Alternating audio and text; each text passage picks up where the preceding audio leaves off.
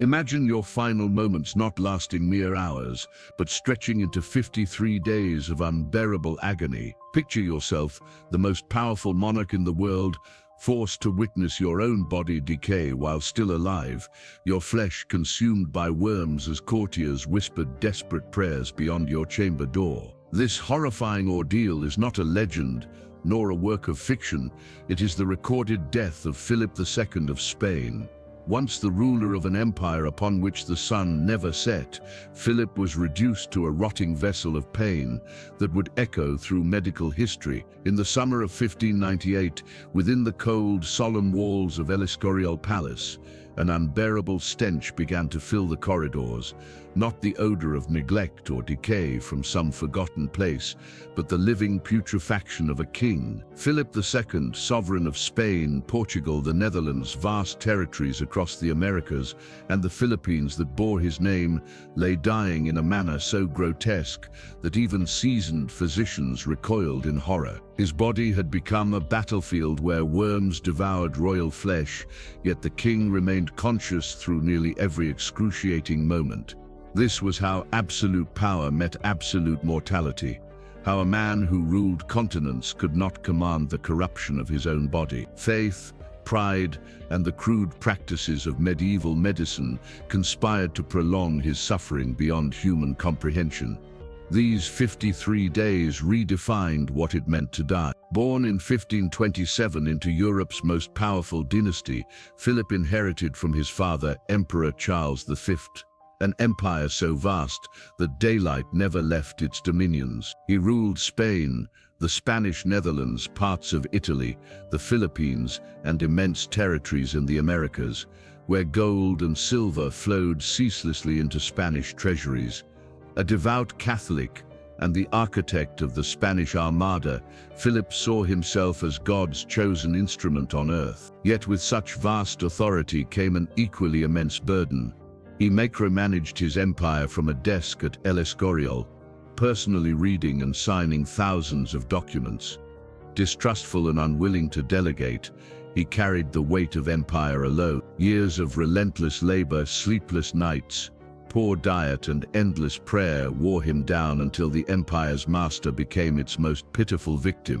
Philip II's lifestyle had always been sedentary to an extreme degree, a choice that would eventually have catastrophic consequences for his health.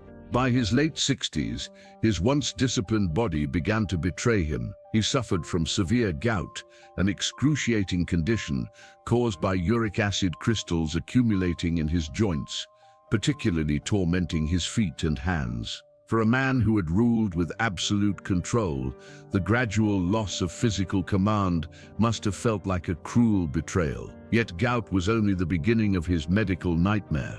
In the spring of 1598, he developed what doctors diagnosed as tertian fever, likely malaria, which still lingered in parts of Spain. Alongside this came dropsy or edema, causing his legs and abdomen to swell grotesquely with retained fluid.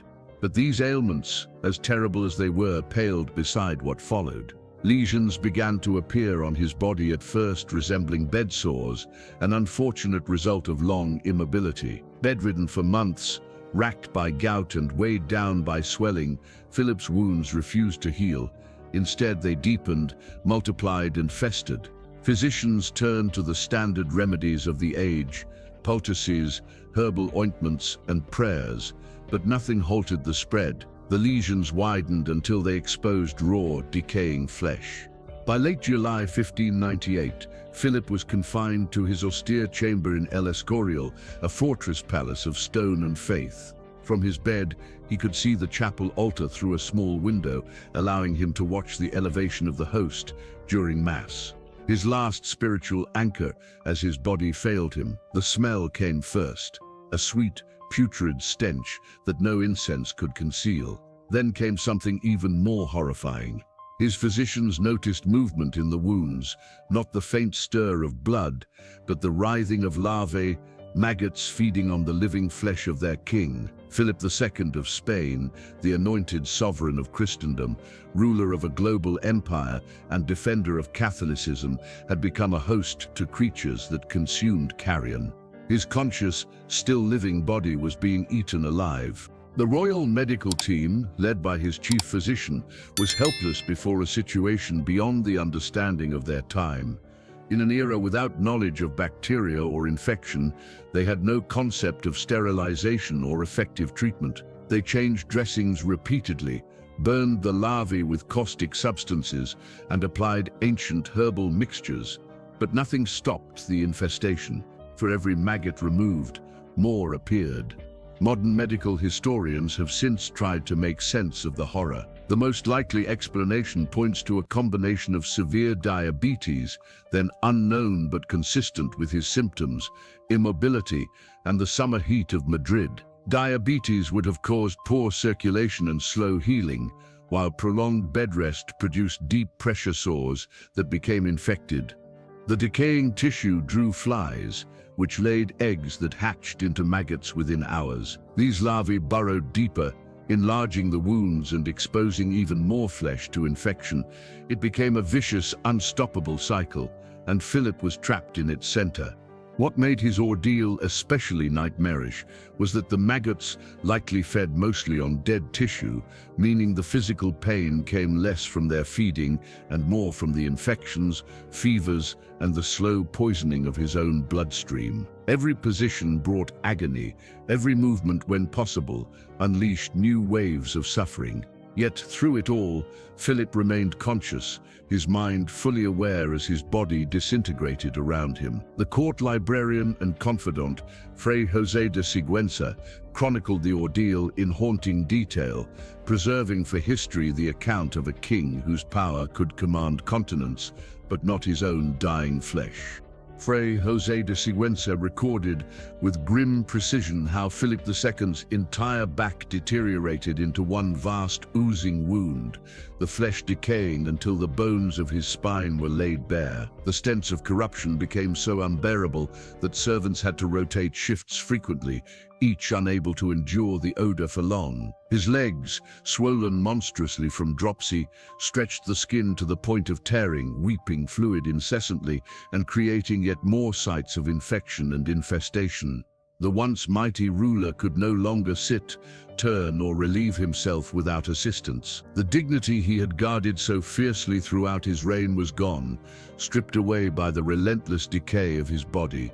His physicians, desperate to alleviate his suffering, resorted to crude procedures that amounted to torture. They made deep incisions in his legs to drain the accumulated fluid, but every cut became a new wound, another gateway for infection and worms. Each attempt to help him only deepened his misery. The king's chamber became a grotesque intersection of sanctity and decay. Monks chanted prayers in shifts, ensuring that sacred words filled the air without interruption, while servants battled in vain against the physical corruption of their sovereign. They changed his linens constantly, though even the slightest movement wrung cries of agony from his lips.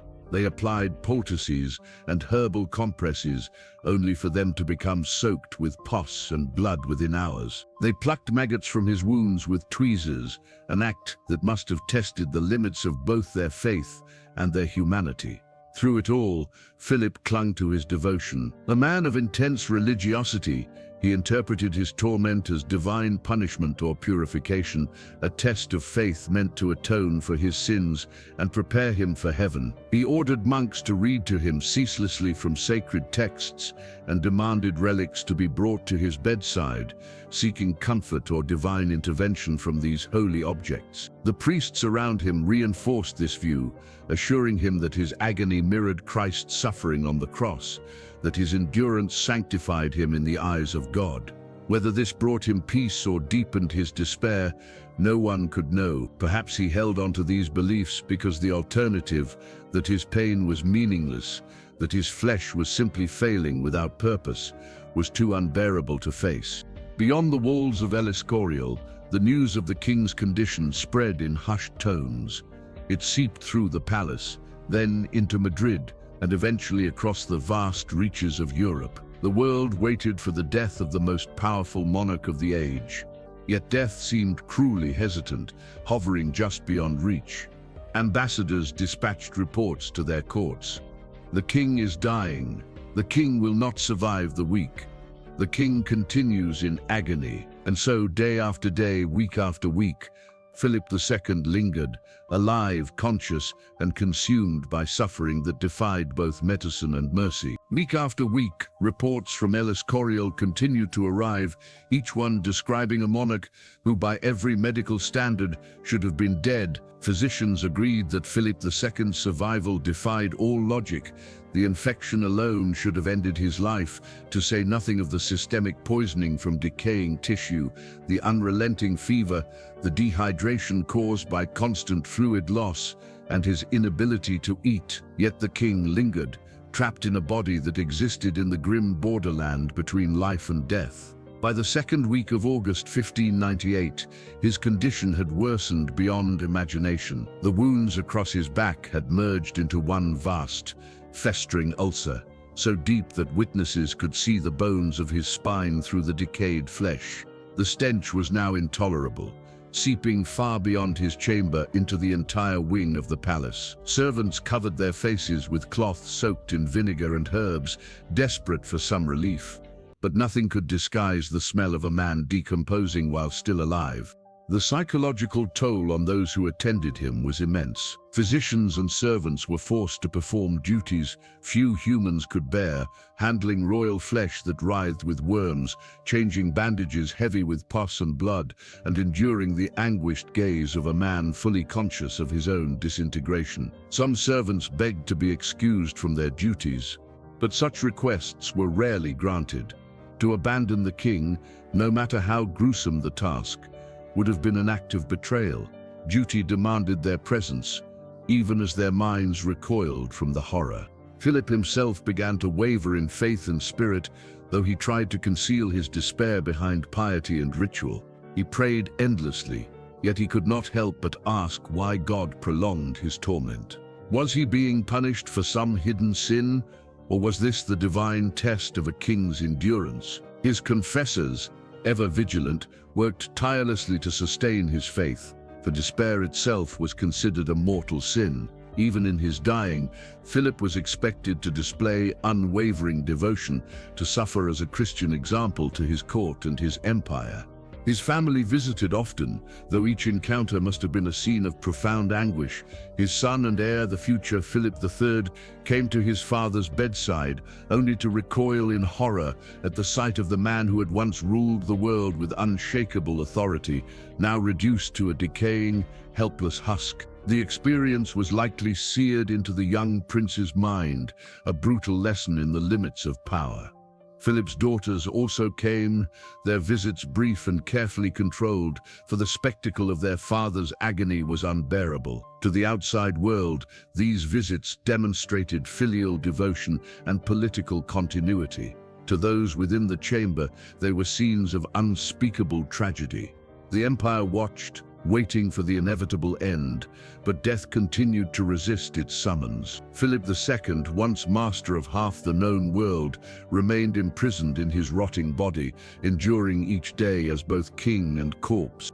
As August bled into September, Philip II's ordeal reached its most agonizing peak. The infections that had ravaged his body for weeks now spread through his entire system, overwhelming his organs. High fevers gripped him, sometimes driving him to delirium, though cruelly, his mind always clawed back to lucidity. His kidneys began to fail, deepening his torment. The fluid retention that had plagued him for months worsened catastrophically. His abdomen swelled until the skin stretched taut and glossy, distorting his once proud frame and making even the simple act of breathing a struggle. His physicians, trapped by the limits of Renaissance medicine, turned to increasingly desperate measures. They applied leeches to balance the humors and draw out the so-called bad blood, a practice that only drained his strength and left new wounds, which quickly festered and became infested. They poured caustic substances onto his sores in hopes of killing the maggots, but these burned his raw flesh, compounding his suffering with chemical wounds. Every attempt at relief opened another door to pain. Repositioning the dying king became a tormenting ritual. His back, now an open landscape of ulcers and decay, made lying flat unbearable. His sides and hips, rubbed raw from weeks in bed, erupted in new sores. There was no position, no inch of his body that did not bring excruciating pain. Servants arranged intricate systems of cushions and pillows, shifting them endlessly to distribute his weight, but nothing brought lasting comfort. Through all of this, Philip clung to something almost beyond human comprehension, his mental clarity. Even as fever consumed him, as his body rotted around his still-living mind, he continued to rule. He signed documents, dictated decrees, and issued orders to ensure the empire's continuity. He composed instructions for his successor, Philip III, with precise detail. His intellect remained intact to the bitter end. A cruel irony, that the king's mind stayed sharp while his body dissolved into ruin. As the first days of September passed, the palace was overtaken by an atmosphere of desperate sanctity. Religious rituals multiplied. The monks' prayers, once calm and rhythmic, now took on a frantic cadence, their voices rising day and night in an unbroken chain of devotion. Multiple masses were held daily for the salvation of the king's soul. Relics were brought from all corners of Spain, splinters of the true cross, bones of saints, and relics famed for miraculous healings. They were pressed to Philip's fevered flesh, lifted before his dimming eyes, and kissed with lips cracked and bleeding from thirst. Each sacred object offered a flicker of hope, but none delivered relief. Sensing that the end was drawing near, Philip turned his attention to his final earthly duties. Though his will had been prepared long before, he dictated revisions and reaffirmed his wishes with precision. He gave detailed orders regarding his funeral, the masses to be said for his soul, and the distribution of his possessions. Even in his dying, he approached the business of death as he had ruled his empire, with methodical control and devotion to order. Yet, despite these preparations, death continued to delay its mercy. The king who had commanded the world could not command release from his own suffering. The days crept forward, and his agony deepened still. By mid-September, Philip II's existence had descended into a state so ghastly that witnesses described his body as more dead than alive. Large sections of his flesh had turned completely necrotic, the living tissue long since overtaken by decay. The maggot infestation was now so overwhelming that his physicians, resigned to their failure, stopped trying to remove the larvae altogether. Their efforts shifted from futile cures to mere attempts at easing his torment, though comfort was a word that had lost all meaning. Herbal sedatives and crude opiates dulled only the sharpest edges of his agony, offering fleeting, fragile reprieves. Philip could no longer eat. Each attempt to swallow brought on violent vomiting, further degrading his frail body. He was wasting away, consumed by fever and infection, even as other parts of him grotesquely ballooned from trapped fluids. His face had hollowed into a ghastly mask, skin drawn tight over bone, his eyes sunken and glassy, an image of death that still breathed. Yet, impossibly, he endured. Day after day, the vigil dragged on, and the empire seemed to hold its breath in horrified suspense. Reports from the palace, sent to ambassadors across Europe, took on a tone of disbelief. "The king is still alive," they wrote again and again. "The king continues to suffer.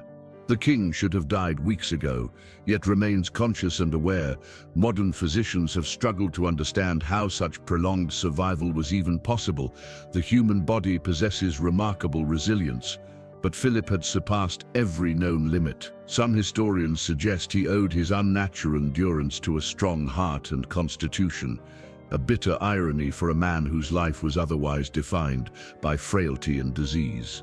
Others wonder whether contemporary accounts exaggerated his suffering or its duration, but the consistency of independent witnesses supports a darker conclusion, that Philip's agony was extended not by nature, but by the misguided persistence of those around him. In an age that revered endurance as virtue, the idea of easing death was unthinkable. Renaissance medicine sought preservation of life at any cost. And for a king, God's chosen ruler, allowing death to come quietly would have been seen as failure. The relentless interventions meant to heal him only prolonged his torment. Even Philip's own willpower played a part. His determination to remain conscious, to face death with control and piety, may have denied him the mercy of surrender. Today, medicine recognizes that sometimes compassion lies in letting go. But in 1598, mercy and medicine were strangers. As September wore on, Philip's condition settled into a grim equilibrium, a purgatory between life and death. His wounds continued to ooze and crawl, his fever rose and fell like the tide, and yet his mind refused to fade. He was trapped in a living death, neither healing nor dying, defying every natural boundary. Those who attended him spoke of his supernatural patience, his unwavering faith in the face of endless pain. He received communion whenever possible, joined prayers when his voice would allow, and tried to preserve a semblance of royal dignity, even as his body mocked every notion of it. But there were moments, brief, human, and heartbreaking, when the facade crumbled. In those moments, Philip was not the most Catholic king, nor the ruler of an empire that spanned the world. He was simply a man in agony, praying for an end that refused to come. In his final nights, the mask of stoic faith finally slipped. Philip II, who had endured 50 days of unspeakable torment, cried out in the darkness, begging for relief and questioning why God had abandoned him. The priests and servants who surrounded him recorded these moments with solemn precision, revealing the man behind the monarch, a frail, suffering soul reaching his breaking point. The king's chamber had by then become an eerie blend of sanctity and decay, a place where the sacred and the grotesque coexisted. The air was thick with a mingled sense of incense, rot and fever. Monks murmured endless prayers, candles flickered behind drawn curtains, and attendants moved mechanically through their routines, tending to wounds and rituals alike. It was less a royal bedroom than a living altar to suffering, a scene that might have belonged to a medieval passion play, except the agony was not symbolic, and it had lasted far too long. Beyond those walls, life carried on. The Spanish Empire, vast, complex, and unrelenting, could not pause for the death of its king. Philip III, his son and heir, was already assuming the duties of governance, stepping into a role that was his by right, but not yet by law. The court lingered in uneasy suspension, caught between the authority of a monarch too feeble to rule, and a successor who could not yet reign. On September 10, 1598, 50 days into his ordeal, Philip received the sacrament of extreme unction, the last rites of the Catholic Church. The ceremony was elaborate, attended by a host of clergy who anointed his decaying body with holy oil, absolved his sins, and prayed for the safe passage of his soul. It was meant to mark the final moments of a faithful man's life. Yet astonishingly, Philip did not die. The next day passed, then another, and another. Having received the rites of death, the king lingered on, as if clinging stubbornly to a body that no longer wished to hold him. The delay unsettled the clergy. Was the sacrament's grace refused? Had God turned away from his most devoted servant? Or was the king's soul simply too burdened by its suffering to depart? Whatever the reason, deliverance came at last. On September 13, 1599, 53 days after the onset of his final illness and 71 years after his birth, Philip II of Spain finally died. Accounts agree that his passing was quiet, almost anticlimactic, as if his body had at last conceded defeat after its long war against itself. The prayers that had filled his chamber for weeks transformed from pleas for mercy into murmured thanks for his release. The aftermath of the king's death was as calculated as his life had been. News spread swiftly through the palace. The king was dead. The new reign had begun. Messengers and ambassadors carried the word across Europe, while within the walls of El Escorial, preparations for the royal funeral began. But the condition of Philip's body presented an unprecedented challenge. His remains were so ravaged, decomposed, diseased, and infested that the traditional rites of royal embalming were impossible. The embalmers did what they could. They washed the body, a ghastly and difficult task, and the priests recited blessings over the mutilated flesh. The corpse was then wrapped in layer upon layer of cloth soaked in aromatic oils and preservatives, meant as much to contain the stench as to honor the dead. There was no public display, no lying in state, no final procession for the faithful to see their king. Philip II of Spain, ruler of the mightiest empire in the world, the man for whom the sun never set, was sealed quickly into his coffin, hidden at last from the world that had witnessed his unbearable suffering. The state of Philip II's body made any traditional funeral display impossible. Though his burial was carried out with the solemn grandeur befitting a monarch of his stature, all who attended the ceremony were haunted by the silent awareness of what lay sealed within that coffin, a body too ravaged by decay and disease to be touched, much less viewed. Philip was interred in the royal pantheon at El Escorial, the grand palace monastery he had built as both a seat of power and a testament to his faith. His tomb rests beneath the very altar he had gazed upon through his chamber window during those final, harrowing weeks of life. Even in death, he remained bound to the symbol of devotion that had defined his reign. The records of Philip's death are among the most detailed of any monarch in European history, preserved not only because of his immense importance, but also because of the sheer horror and duration of his dying. Multiple eyewitnesses, physicians, priests, attendants, and courtiers left accounts, each meticulously documenting what they saw. The royal doctors kept notes in the hope of extracting medical insight from the ordeal, though their understanding was confined by the flawed science of their age. The priests, bound by duty, chronicled the spiritual aspects of his suffering. When cross-referenced, these records form a chillingly consistent portrait of agony that defies comprehension. Modern medical historians have since revisited these accounts to reconstruct what may have happened. They now believe Philip suffered from a combination of severe conditions that together created a perfect storm of suffering. Most experts suspect advanced type 2 diabetes, a diagnosis consistent with his age, sedentary habits, and symptoms, was at the core of his decline.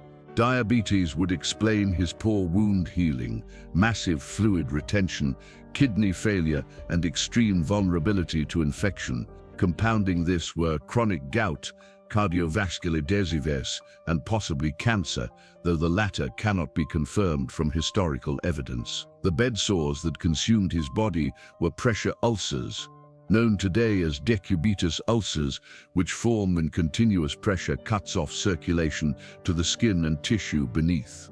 In a patient with diabetes and limited mobility, these wounds develop rapidly and resist all attempts at healing. Modern treatment would have included repositioning, specialized bedding, and antibiotics, none of which existed in 1598. In Philip's time, medical care was limited to poultices, prayer, and painful, often counterproductive interventions. The maggot infestation that horrified his attendants was not unique. Before antiseptic practices and antibiotics, flies frequently laid eggs in untreated wounds. The larvae fed on necrotic flesh, worsening the infections and deepening the wounds. Ironically, modern medicine has rediscovered that sterile maggot can be used therapeutically to remove dead tissue and promote healing, but nothing about Philip's infestation was sterile or healing. His wounds became breeding grounds for bacteria, the larvae spreading infection ever deeper. Even so, Philip's survival for 53 days remains medically extraordinary. Without antibiotics, the level of infection described should have resulted in septic shock and death within days. Some medical scholars propose that his body reached a ghastly equilibrium, a state in which his immune system, though weakened, managed to contain the infection without overcoming it. Others attribute his endurance to his underlying constitution. Despite his sedentary lifestyle, Philip had survived to the age of 71, remarkable for the 16th century, and had outlived many contemporaries. His robust physical foundation, paradoxically, may have prolonged his suffering. Keeping him alive long after death would have been merciful. The psychological dimension of his ordeal is equally revealing. Modern medicine acknowledges that mental resilience can profoundly affect the body's capacity to endure pain. Philip's unyielding faith, his lifelong discipline, and his belief that his suffering carried divine purpose may have sustained him where sheer biology would have failed. The same mental fortitude that had defined his reign, his meticulous control, his devotion, his sense of duty to God and empire, became in the end the very chains that bound him to 53 days of unimaginable agony. Philip II's profound religious faith may have been both his refuge and his curse. It gave him the psychological strength to endure a level of pain that would have destroyed most men, allowing him to cling to the belief that his torment had meaning, that it was a divine test or a purifying trial for his soul. This conviction likely preserved his sanity even as his body decayed. Yet that same faith may have prolonged his agony. Had he surrendered to death, allowing his consciousness to fade, his suffering might have ended sooner. Instead, Philip's determination to stay awake, to continue praying, to fulfill his duties as a king and servant of God until his final breath, kept his mind painfully alert while his body cried for release. In the end, his unshakable piety, the same devotion that had guided his empire, became the chain that bound him to life. The death of Philip II marked more than the passing of a man. It symbolized the end of an era. He was one of the last true monarchs of the Renaissance, a ruler who embodied the medieval ideal of divine right kingship, just as the modern world was beginning to emerge. His long, terrible death felt almost allegorical, the physical manifestation of an age in decline. The once invincible Spanish Empire, whose reach had spanned the globe, was already faltering under the weight of its own ambitions. The failed Armada against England, the costly wars in the Netherlands, and the financial exhaustion of maintaining dominion across continents all hinted at the empire's fading glory. With Philip's death, Spain lost its last monarch of iron will and tireless control. Those who followed would lack his discipline and fortitude, and the empire would slowly drift into decline. For those who witnessed his death firsthand, the experience left deep psychological scars. The royal physicians, haunted by what they had seen, wrote lengthy treatises in an attempt to make sense of it, though their conclusions remained constrained by the primitive medicine of their time. Servants and priests emerged from the ordeal, shaken and traumatized, some pleading for reassignment or retiring altogether. Even for the Spanish people and the wider European world, the news of how the great Catholic king had died spread shock and unease. This was an age that revered monarchy as divinely ordained, believing that kings were chosen and protected by God. To hear that Philip II, the most Catholic king, God's anointed ruler, had died in such a degrading, horrific manner seemed to shatter that belief. If even a king could rot alive, devoured by worms while fully conscious, then what safety could there be for any mortal soul? Religious interpretations of Philip's death varied widely. Many Catholics saw his suffering as divine judgment, though no one could agree on what sin might have merited such punishment. Others viewed it as a supreme test of faith, proof that Philip endured with unwavering devotion even as his body failed him. Protestants, by contrast, seized upon his death as evidence of divine retribution, portraying it as God's vengeance on a tyrant who had persecuted their brethren. Throughout his reign, Philip had been one of Europe's most relentless defenders of Catholic orthodoxy, an architect of the Inquisition and an enemy of Protestant reformers. His gruesome end thus became theological fodder in the ongoing religious conflicts that divided Europe, interpreted alternately as martyrdom or damnation depending on one's creed. Yet beyond politics and doctrine, Philip II's death carries a far more universal truth.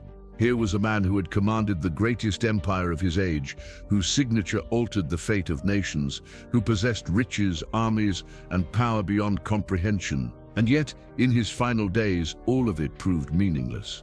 His wealth could not buy him comfort, his authority could not command healing, and his faith could not spare him the agony of decay. Stripped of dignity, control, and illusion, he died as every human does, helpless before the relentless frailty of flesh. His death stands as a timeless reminder that no matter how vast our power, we are all subject to the same mortal truth, that life, no matter how exalted, must end in the humbling embrace of death.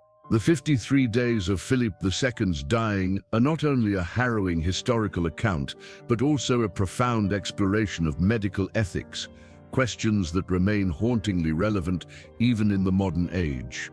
At what point does treatment cease to be care and become torture? When does the preservation of life come at the expense of humanity itself? In 1598, such concepts as palliative care or quality of life had not yet been conceived, but the choices made by Philip's physicians embodied these dilemmas in their most brutal form. Each time they redressed his wounds, cut into his swollen limbs, or applied painful poultices, they were making the decision to prolong a life that had become unbearable.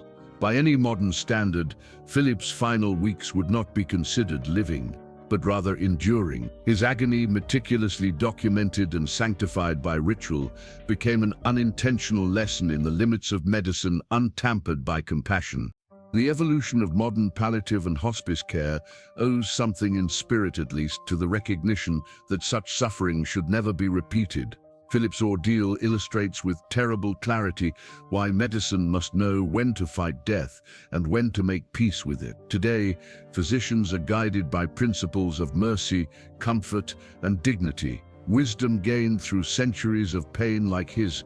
In this sense, Philip's suffering helped illuminate the moral necessity of humane care, showing that to prolong life at any cost can be a cruelty greater than death itself. His death also stands as a rare and extraordinary medical record, a 16th century case study of what the human body can endure under the most extreme conditions. Few of his contemporaries who suffered similar afflictions lived long enough or were significant enough for their experiences to be preserved in such detail. Philip's royal status ensured that his decline was observed, measured, and described with painstaking precision. Every fever, every wound, every failed treatment was noted, creating a grim chronicle of the body's collapse under disease. Reading these accounts today is almost beyond comprehension. Most of us struggle to imagine enduring such pain for even an hour, yet Philip remained conscious for nearly 8 weeks, trapped in an agony that seemed to mock the limits of human endurance. His survival was not triumph, but tragedy, a demonstration of the body's perverse ability to persist when the spirit longs to let go. The legacy of his death reverberated through European medicine and royal courts for generations.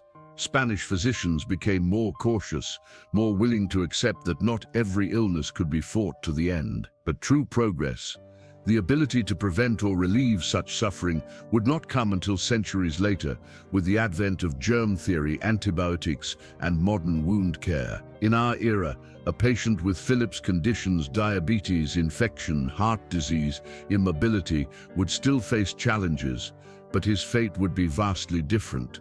His diabetes would be managed, his infections treated, his wounds cleaned and prevented with proper care. Pain would be controlled with modern medications. And if death proved inevitable, palliative care would ensure comfort and dignity in his final days. The contrast between 16th century medicine and today's practices is perhaps nowhere more striking than in comparing Philip's end to how similar cases are now managed. Yet for all our advancements, suffering and mortality remain inescapable truths. Even with all our technology, people still die in hospitals after long illnesses that erode their strength and dignity. We still wrestle with the same questions that surrounded Philip's bedside: when to intervene, when to let go, and how to face the inevitability of death with compassion and courage. His death, stripped of time and context, is not merely a relic of history, but a mirror reflecting the universal human condition. It reminds us that power, wealth, and faith offer no immunity from decay. It shows us that endurance, even in suffering, is both a curse and a testament to the resilience of the human spirit. And above all, it teaches us that death, however feared or delayed, remains the one fate that humbles kings and commoners alike. The story of Philip II's death is not easy to read, nor should it be. It is a painful meditation on mortality, faith, and the fragile boundaries of human endurance, but it endures because it tells a truth that belongs to us all. 53 days, 1,272 hours, 76,320 minutes. Every one of those minutes was endured by a conscious man whose body was rotting while he still lived. It is almost impossible to fathom such an ordeal. The human mind recoils instinctively from imagining it, yet history demands that we confront what happened. Philip II of Spain died as few monarchs ever have, slowly, painfully, and in a manner that stripped away every illusion of royal dignity and divine protection. His death was not a spectacle of glory, but a grim affirmation of mortality. The ruler of an empire upon which the sun never set could not command his body to heal, could not dictate the terms of his dying, could not escape the fate shared by all mankind. The small chamber in El Escorial, where Philip met his end, still exists, though time and restoration have softened its horror. What was once a place of unimaginable suffering is now a quiet, sterile room, marked by a modest plaque noting the king's death. Yet no marker, no description could ever capture what occurred there in the summer and autumn of 1598. For 53 days, that room became a theater of human fragility, a space where power, faith, and flesh collided in the most terrible of ways. In the centuries since Philip's death, medicine has transformed the landscape of human suffering. Diseases that once condemned their victims to slow, agonizing deaths can now be prevented, managed, or cured. We understand infection, circulation, and the need for compassion in end-of-life care. Yet even with all our progress, suffering cannot be fully abolished. We can delay death, ease its pain, but never truly master it.